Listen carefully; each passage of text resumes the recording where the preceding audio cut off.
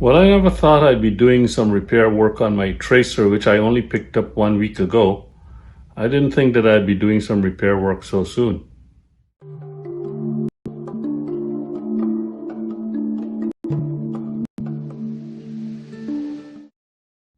Last week, Saturday, I picked up the Tracer, and then on Sunday, I went to the park and made the reveal video and couldn't leave the park when I was done simply because the battery was dead.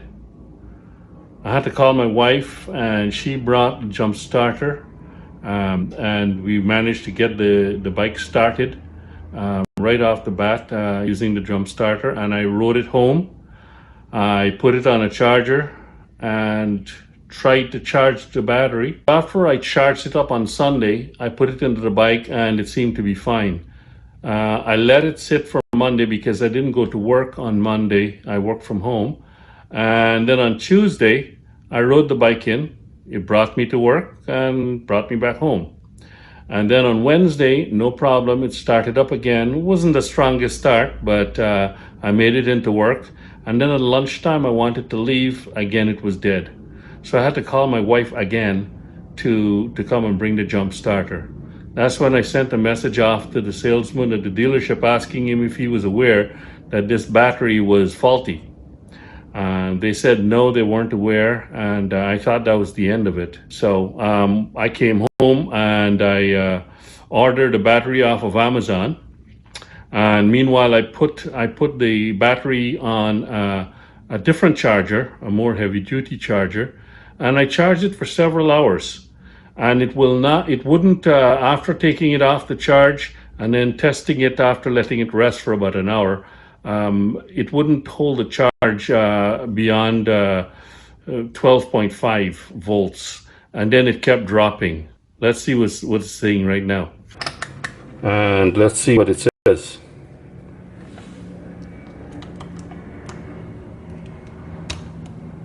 Right now it's saying 12.34. Hopefully that's in the shot. 12.34. I had stopped the charge yesterday and I let it sit overnight, and now I'm testing it, and 12.34 is all I could manage. So meanwhile, the salesman must have done something in the background, because he texted me afterwards and said, hey Wayne, I've got a battery here for you. This is Team Mancuso Power Sports Southwest in Houston. And he says, I've got a brand new battery for you. You can come and pick it up. So I was really surprised at that and really pleased that they stood behind their sale. This was a second-hand bike that I bought from them, and they had to go shell out a battery, and that's on top of the fairing that they've got to replace on this bike. So I went today and I picked up the battery. Let's see what it says when I test it. Here we go. Hopefully you can see the readout. 12.94 volts, 12.93 right out of the box. Big difference. This is the battery box that's under the driver's seat, and you can see there's a strap here, and there's a spacer, your foam spacer, and you hook the strap onto here, and then onto there, and it keeps it in place. And then the leads are right here. You just screw it back on. So let me go ahead and do that. I'll do that off camera and then come back and start the bike. There it is, back installed in its correct place. Much easier and more accessible than the RS. So it's there. So let's try it.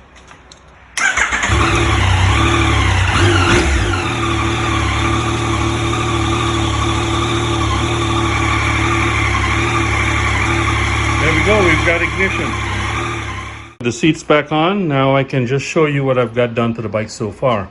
Yesterday this Ram U-bolt came in the mail, and I was able to put my quad lock vibration dampener mount onto this side here, this handlebar, out of the way. I've still got some room here. I can add some more accessories, although with this key in this position here, there's nothing that I would want kind of like reducing this gap any further. It's pretty small as it is. I just put my rear facing camera mount up there. I don't know how that'll work. I've got to test that out tomorrow. But the main things that I did to the bike so far, other than just bolting those two things on, is my EZTag brick is underneath here, and that's good. So that's under there, and then I install a garage door opener, as I do with all bikes that I own. As soon as I get the bike, I go and I order a momentary switch. I order another garage door opener. I mount the garage door, program it, and mount it underneath here. So I've got EZTag there. I can go through my tollways and I can get into my garage at the office, and I've got that to open the garage door. See, I just pressed it. Garage door is opening. Press it again, close the garage door. So that works pretty good. That's all I've got done for now. And but this weekend I'll be getting the rack to mount this JV box. This JV box that is on the RS. I'm going to use that as well, share that box with this bike.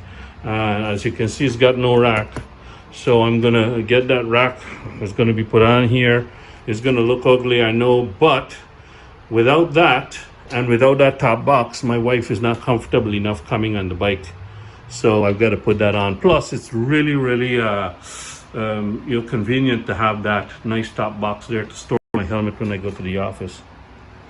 Also coming, I think on Monday, is the tank ring. So I'm going to be able to use my SW Motec tank bag right here.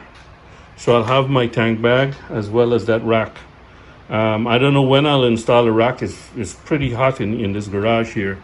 So what I've been using, what I use so far to go to work is that tail bag that I had on the S1000. I used that and that worked great.